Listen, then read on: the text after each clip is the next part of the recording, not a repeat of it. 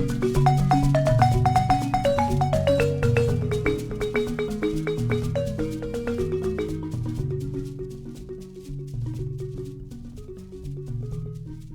the heart of South Sudan, nestled amidst the rolling green hills and dense forests, lies the serene village of Tumbura. The village was a mosaic of mud huts with thatched roofs, each surrounded by vibrant gardens where the villagers grew cassava, millet, and sorghum. The people of Tumbura were known for their rich cultural heritage, their lives interwoven with traditions passed down through generations. Every morning, the village came alive with the sounds of roosters crowing, children laughing, and the rhythmic pounding of pestles and mortars as women prepared the day's meals. As the sun set, the village gathered around a communal fire, where elders told stories and the rhythmic beats of drums filled the night air. Among the villagers, Suzan was the most renowned. At 28, she was the epitome of beauty, with skin as smooth and dark as ebony, eyes that sparkled like stars, and a smile that could warm the coldest heart. Her presence was mesmerizing and her movements were graceful and fluid. However, Suzan harbored a dark and deadly secret. By day, she was a beloved member of the community, but by night, she transformed into a seductress. She lured young men into the dense forest, where she would end their lives. This sinister behavior was driven by a curse placed on her family generations ago. An ancient forest spirit, angered by her ancestors, had condemned each generation to sacrifice souls to the forest.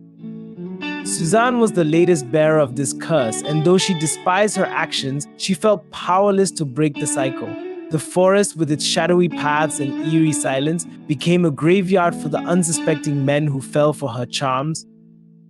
One fateful day, a strong and handsome young man named Pakasoro arrived in Tumbura.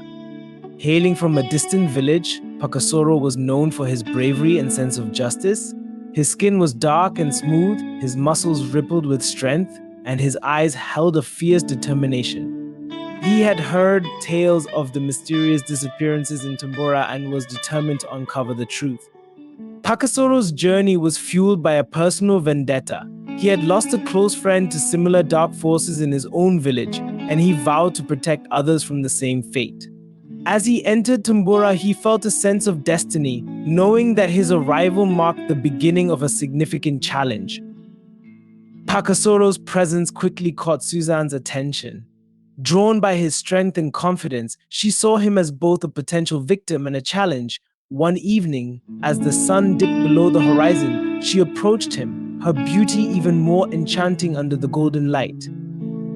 Pakasoro, aware of her reputation, played along, feigning fascination. Suzan invited him for a walk in the forest. Her voice was like a sweet melody. Pakasoro agreed, his heart pounding not with fear, but with anticipation. He was determined to end Suzan's reign of terror. As they ventured deeper into the forest, the atmosphere grew thick with tension. The towering trees cast long, dark shadows, and the silence was punctuated only by the occasional rustle of leaves. Once they were deep within the forest, Suzan turned to Pakasoro, her eyes glowing with an unnatural light. "Do you not fear me?" she asked, her voice echoing eerily. Pakasoro stood his ground, his hand resting on the hilt of his dagger. "I do not fear you, Suzan. I understand the curse that binds you, but it ends tonight." Suzan was taken aback by his words. She had never encountered anyone who knew about the curse, let alone someone who was willing to confront it. For a moment, her fierce exterior crumbled, revealing the tormented soul beneath. Before Suzan could react, Pakasoro lunged forward, pinning her to the ground. "You are not a monster," he said firmly. "You are a victim of a cruel fate. Let me help you break this curse." Tears welled up in Suzan's eyes as she realized the truth in his words. She nodded, her voice trembling. "Please help me." Pakasoro helped Suzan to her feet, and together they made their way to the heart of the forest, where the spirit that had cursed Suzan's family resided. Pakasoro called out to the spirit, demanding its presence. The air grew cold, and a ghostly figure emerged from the shadows. The spirit, ancient and malevolent, regarded them with disdain. "Why do you disturb me?" it hissed. Pakasoro stepped forward, his voice unwavering. "I seek to break the curse you placed on Suzan and her family. She has suffered enough." The spirit laughed, a sound that sent chills down their spines. And what will you offer me in return? It asked. Pakasoro, without hesitation, offered his own life in exchange for Suzan's freedom. The spirit considered the offer, then nodded. Very well. The curses lifted. With a wave of its hand, the spirit vanished, leaving Suzan and Pakasoro alone in the now silent forest. Suzan felt the weight of the curse lift from her shoulders, and for the first time in her life, she felt truly free. Suzan and Pakasoro returned to Tumbura, their ordeal having forged an unbreakable bond between them. The villagers, who had long feared Suzan, were amazed to see her transformed. She became a healer, using her knowledge of the forest to help those in need. Pakasoro, true to his word, remained in Tumbura, protecting the village and ensuring that no more lives were lost to the darkness. Together, they worked to restore the village's faith and heal the wounds of the past. As time passed, Tumbura flourished. The village, once shrouded in fear and mystery, became a beacon of hope and resilience.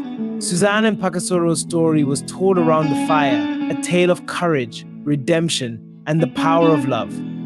Suzan's beauty, once a tool of destruction, became a symbol of the village's strength and unity.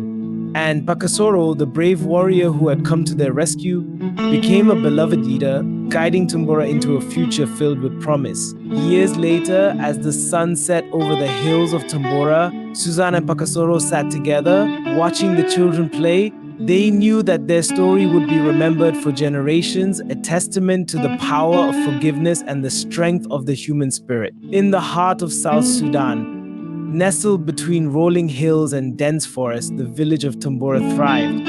And in the hearts of its people, the legacy of Suzan and Pakasoro lived on, a reminder that even in the darkest of times, there is always a glimmer of hope. As Suzan and Pakasoro grew older, they often reflected on their journey. They spoke of the trials they had faced and the lessons they had learned. They knew that their story was not just about defeating an ancient curse, but also about the power of compassion and the importance of standing up for what is right. Suzan, now a wise and respected elder, often shared her experiences with the younger generation. She taught them about the importance of kindness and the dangers of letting anger and hatred consume one's heart. Pakasoro, still strong and vigilant, continued to protect the village, ensuring that Tumbura remained a safe haven for all. As the years passed, Suzan and Pakasoro's bond only grew stronger. They had faced the darkness together and emerged victorious, their love and determination a beacon of light for all who knew them. Their story became a cherished part of Tumbura's history, a testament to the enduring power of courage and love. And so the village of Tumbura continued to thrive, with its people living in harmony with the land and with each other. The legacy of Suzan and Pakasoro lived on, a shining example of the strength and resilience of the human spirit. In the heart of South Sudan, nestled between rolling hills and dense forests, the village of Tumbura stood as a beacon of hope and a reminder that even in the darkest of times, there is always a glimmer of light.